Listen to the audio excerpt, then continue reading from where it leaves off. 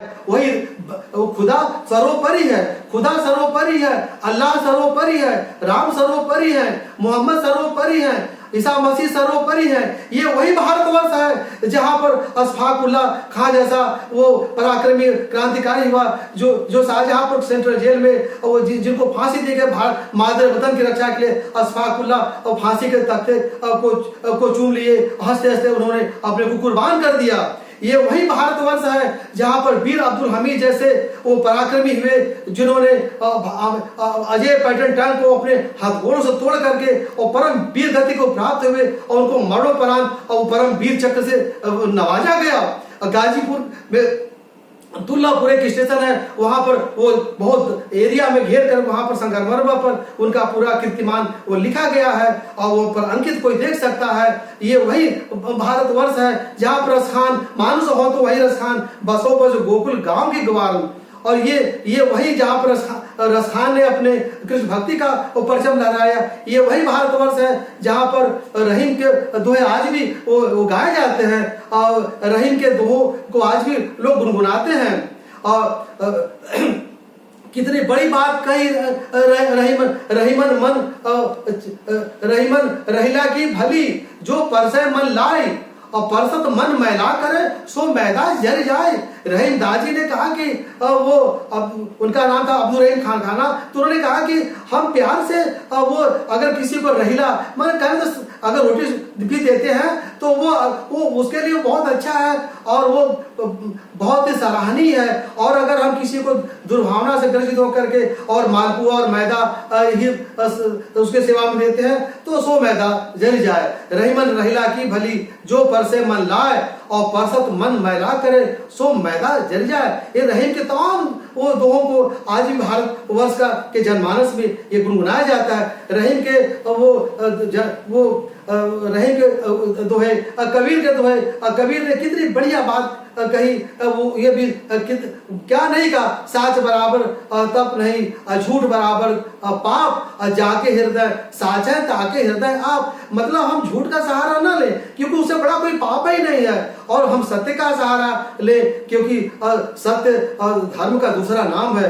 धर्म दूसरा सत्य समाना, सत्य समान दूसरा कोई धर्म ही नहीं है। हम मानवता की बात करें, समय की मांग है, हम शांति की बात करें, मानवता की बात करें, परोपकार की बात करें, दया की बात करें, लोगों की सेवा करें। अगर हम जा रहे हैं रास्ते में शिव जी को जल चढ़ाने के लिए, रास्ते में अगर कोई चाहे किसी जात धर्म को मानने वाला हो, अगर वो पानी के लिए छटपटा रहा है तो उस पानी को हम उसको पिला दे, शिव जी खुश हो जाएंगे और शिव जी बहुत खुश हो जाएंगे। पूरा संसार, पूरी सृष्टि ये भगवान का क्रिएशन है, ये किसी व्यक्ति की रचना नहीं। ये पूरे ब्रह्मांड जिसने सूरज चांद बनाया, जिसने तारों को चमकाया, हम उस ईश्वर के गुण गाते और उसे प्यार से, उसे प्रेम से शीश झुकाते।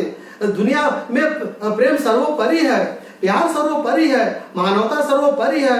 तो इन बातों को अपने बच्चों में हमको शुरू से ये बतानी है। और अगर घर में इस तरह का वातावरण है और नित्य वहां पर प्रार्थना हो रही है, चाहे वो कुरान का पाठ किया जाए, चाहे वो बाइबिल का पाठ किया जाए, चाहे वो गीता रामायण महाभारत का पाठ किया जाए, विश्व के किसी शांत, चाहे गुरु नानक ग्रंथ का पाठ किया जाए, जो भी किया जाए, बच्चे के अंदर एक बहुत बड़ा छाप पड़ेगा। और अनेक गुरु सयानी विद्या, चैरिटी बिगिंस एट होम। बच्चा जो घर में देखता है वो बड़ा होकर आचरण करता है। और समाज में हम मनमाने जहनीत हैं, जो मन में आया वही ना बक दें, वही ना बोल दें, विचारे सोचे कि मेरे इस बोलने से कहीं किसी का नुकसान तो नहीं है। और इस पर ये तराजू तौल के तब मुख बाहर आने, बोली एक अमोल है जो कुछ बोले जानी, ये तराजू तौल के तब मुख बाहर आनी।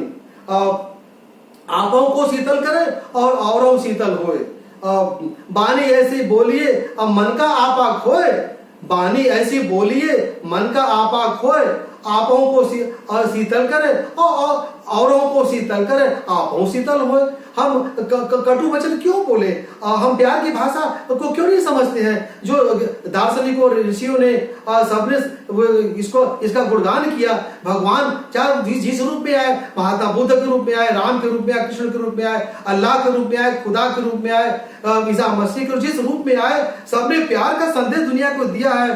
तो अपनी वाणी को यहाँ वो आगे बहुत सी बातें, चूंकि वो अगर मैं श्लोकों का बहुत ज्यादा तो हजारों सैकड़ों हैं, तमाम पूरा ग्रंथ ही भरा पड़ा है। जो सारगर्भित बात है वही कि मन को नियंत्रण में रखने के लिए बहुत से प्रयास करने चाहिए। अभ्यास है, वो वैराग्य है, और वो गुरुओं का सानिध्य है, साधु फकीर और संतों का साथ है, और अच्छा सत्संग है। इस तरह समाज में अगर हम करते हैं तो हमारे जो युवक अपने जीवन लीला को समाप्त कर देते हैं थोड़े थोड़े आक्रोश में आकर के, या युवतियां या और भी तो जो बुजुर्ग लोग हैं उनके अंदर वो जब मन में दुनिया भर का गंदगी नहीं रहेगा, मन एकदम स्वच्छ रहेगा, मन बोझिल नहीं रहेगा, तो हमेशा वो अच्छा काम करेंगे, दुनिया को अच्छा संदेशा देंगे, दुनिया में अपने परिश्रम पौरों से अब रोटी खाएंगे। किसी के चोरी, किसी का लूट कर, किसी का अपहरण करके, किसी का डकैती डाल करके वो रोटी नहीं, क्योंकि रोटी भगवान वो महात्मा बुद्ध ने कितनी बड़ी बात है, सम्यक जीवन, सम्यक व्यायाम और सम्यक आजीव कि जो रोटी हम खाएं वो खून पसीने की ना हो, वो किसी के खून से सनी ना हो, बल्कि अपने पसीने को बहा करके उस रोटी को हम प्राप्त करेंगे तो परिवार में बाल बच्चे सुखी होंगे। और किसी का धन हड़प कर, किसी की जमीन हड़प करके, किसी की संपत्ति हड़प कर, किसी का नुकसान पहुंचा करके अगर हम चाहें कि हम सुखी रहें तो कभी न रहें, वो शरीर हमेशा रोगी रहेगा और वो सारा धन संपत्ति वो दवा इलाज में चला जाएगा। उसका फिर कोई भगवान भी क्योंकि भगवान सबके हृदय में बैठे, हृदय से अर्जुन ईश्वर हृदय से अर्जुन तिष्ठति, वो सबके हृदय में बैठा है। वो देख रहा है कि ये एक तरफ तो पापाचरण करके वो पाप की कमाई खा रहा है, और दूसरे वो हमारा वो नकली भेष बना करके, समाज में साधु का भेष बना करके ये ठग का काम कर रहा है, तो भगवान उसको माफ नहीं कर, उसको 4 गुना दंड देते हैं। ये शिव पुराण में लिखा है कि अगर हम किसी बात को जान करके और अनजान बनते हैं तो 4 गुना दंड का विधान है। अनजान में जो कर दिया माफ है, और जान करके अगर हम वो अनजान में जान करके अगर हम गलत कार्य करते हैं तो उसका 4 गुना दंड है। भगवान ने इस पर शब्दों में बात को कहा है। तो हमें इस बात का संदेश, ये जो आज का प्रसंग है रामचरितमानस में, वो बहुत बड़ी बात हनुमान जी से समझाया रावण को, रावण किसी की बात नहीं माना, और विभीषण समझाया, मंदोदरी ने समझाया कि वो अपने पति को समझाई, लेकिन वो अपने पत्नी की बात नहीं माना, माल्यवंत की बात नहीं माना, वो किसी की बात नहीं माना, और उसका परिणाम जो तो बताने की आवश्यकता नहीं है। हजारों करोड़ों रामायण भरे पड़े हैं। तो मैं आज अपनी वाणी को यहाँ विश्राम इन्हीं शब्दों में इन शब्दों में कहूंगा, इस बात को फिर से गुनगुनाऊंगा कि हम इस बात को